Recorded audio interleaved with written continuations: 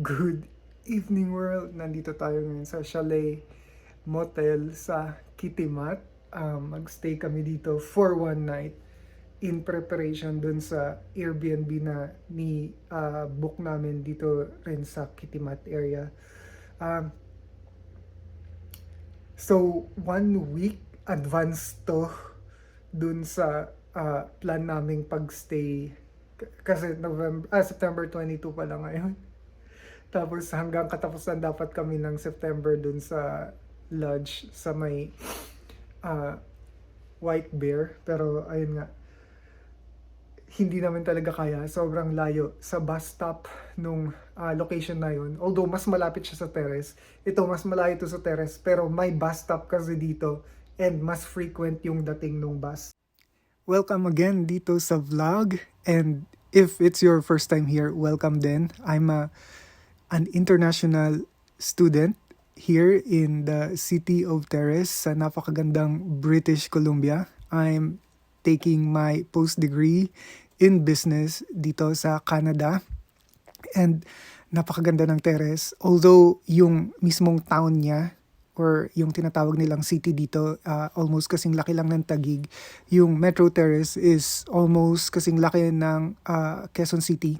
Pero yun nga, yung population ng Taguig, 800,000. Yung buong population ng Terrace, 18,000 lang. So, maliit lang siya na city in terms of population, pero land area, napakalawak niya. Ang daming pwedeng gawin. Sikat siya for skiing, trekking, fly fishing, camping. Sobrang ganda niya. Napaka-peaceful, serene ng surrounding, napakaraming rainforest. Dumating kami end ng summer and ngayon pa autumn na. So, papaturn na yung mga dahon to orange or brown. So, napakaganda niya. Papakita ko lang yung room. So, standard lang siya na room. May sofa, may bed, toilet. Tapos yung dito sa area na to, wardrobe. Tapos, yan, table.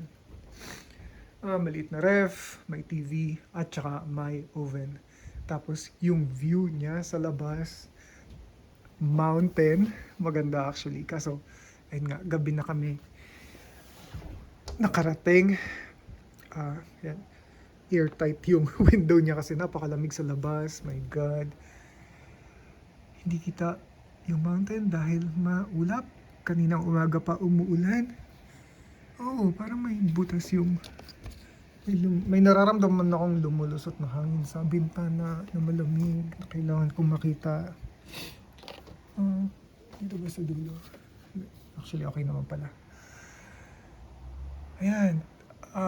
Maya-maya konti, magbabas kami. Kung halimbawa may biyahe pa, 15 minutes na biyahe lang naman siya dun sa pag-i-Airbnb namin para alam na namin yung route kasi 1 month din kami mag-i-stay dun. Isa pa sa reason kung bakit napaaga yung check-out namin dun sa White Bear Fly Fishing Lodge. Magkakaroon na ako ng pasok. And so, yung unang schedule ko ng pasok is around 8 a.m. Alas 8 ng umaga. So, kung ibabike ko from the White Bear Lodge, siguro 5 a.m. pa lang mag-uumpisa na ako magbike. Pero ganun din kung magbubas naman ako 5 a.m. gigising din ako para makapag start maglakad papunta dun sa bus stop. So mahirap talaga siya. Kaya napag-decide na namin na ayun nga agahan na yung lipat dun sa second namin na Airbnb na binook. Which is 17 minutes na bus papuntang city center ng Kitimat. Tapos from city center ng Kitimat papuntang Skina Mall, which is nasa Terrace, around 45 minutes lang. So, mas doable na yon compare dun sa White Bear Fly Fishing Lodge. 8:50 na in the morning and itatry namin yung Chalet restaurant na nandito rin sa motel. And yun daw yung isa sa mga pinakasikat na restaurant dito sa Kitimat. Highly rated siya and medyo expensive din yung mga sinaserve nila na pagkain. Pero binigyan kami ng $5 discount ng motel. So, pwede namin yung gamitin kapag doon kami kumain. chinek namin yung prices kanina, $8 yung pinakamura and yun yung pinaka-basic na omelette. Ano ba? Hindi naman pre-order pero na-review na namin yung menu and nakapili na rin kami ng gusto namin kainin. And medyo parang doon napapunta karamihan ng mga tao.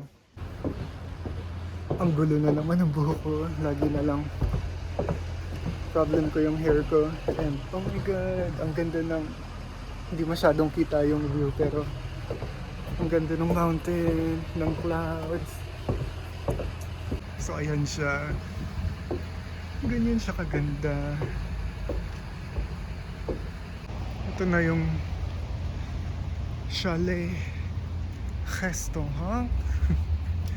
Medyo may mga tao na sa loob.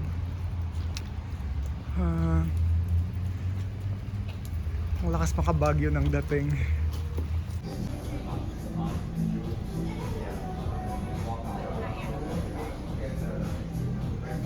Ito yung itsura ng so nagbago yung menu interior nitong chalet restaurant. Wooden siya from floor to ceiling. Yung 2 eggs hamburger or smoky, $12 lang to dun sa restaurant website nila, pero dito $16 na. So I don't know, medyo malaki yung price increase. Actually the rest din sobrang laki ng price increase kasi parang 12 lang yan dun sa website nila.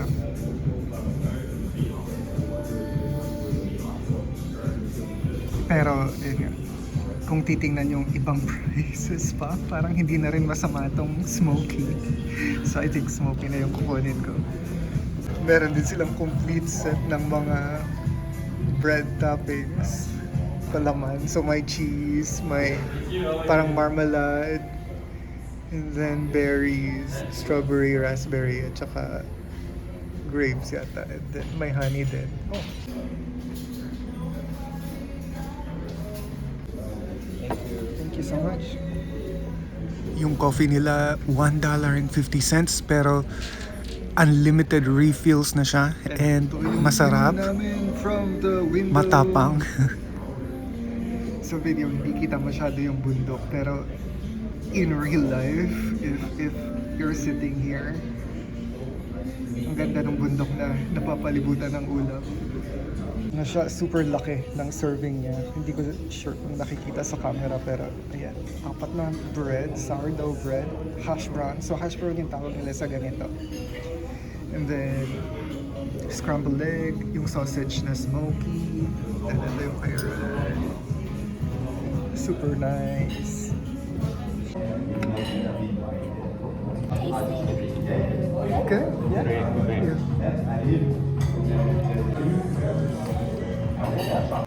Plano namin sana maglakad sa downtown or sa city center pero ayun nga, umuulan na naman. So parang 3 days in a week umuulan dito. Sobrang okay nung experience dun sa chalet restaurant dito sa Chalet Motel. Maganda yung service, okay yung food. $27 yung inabot ng bill. Pero ayun nga, sulit naman. 9 degrees Celsius daw today and uulan at aambon pa rin buong maghapon.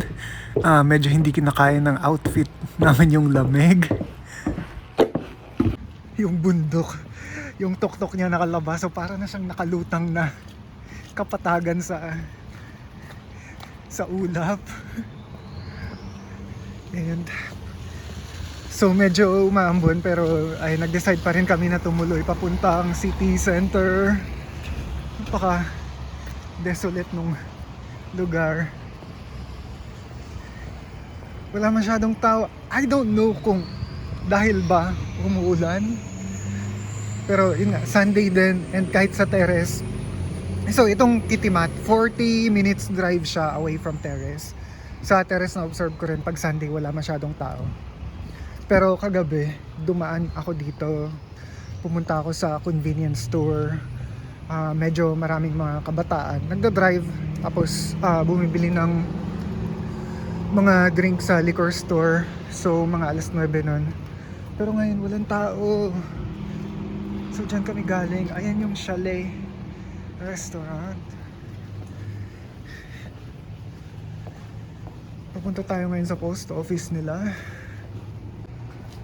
Napakalit lang rin itong Kitimat Center Mall.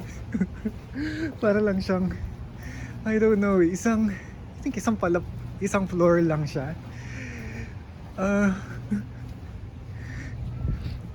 Well, medyo isolated na town talaga to. Medyo mas isolated pa yata siya sa Terrace. And tingnan nyo naman yung parking lot. Hinahanap namin yung post office and hindi namin makita. Hirap maligaw sa malaking lugar pero nakakatawa maligaw sa maliit na lugar kasi parang paikot-ikot ka tapos parang naiengkanto ka na it's the same thing that you see. Nakita na namin yung post office branch. Nandito pala siya sa loob ng Shoppers Drug Mart finally.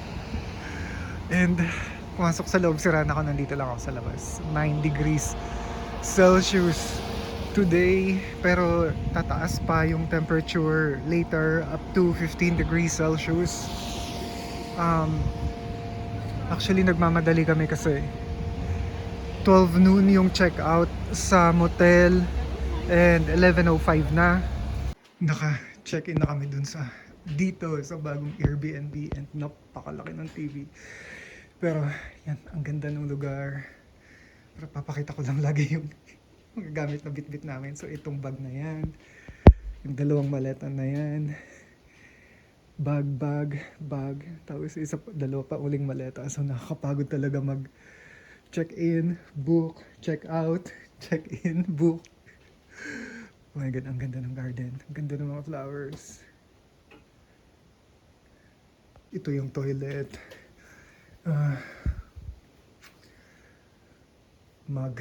I think mag-room tour ako sa next vlog. Siguro hanggang dito na lang muna to. Gusto ko na humiga. Oh my God. Kita-kits ulit next vlog. Bye-bye.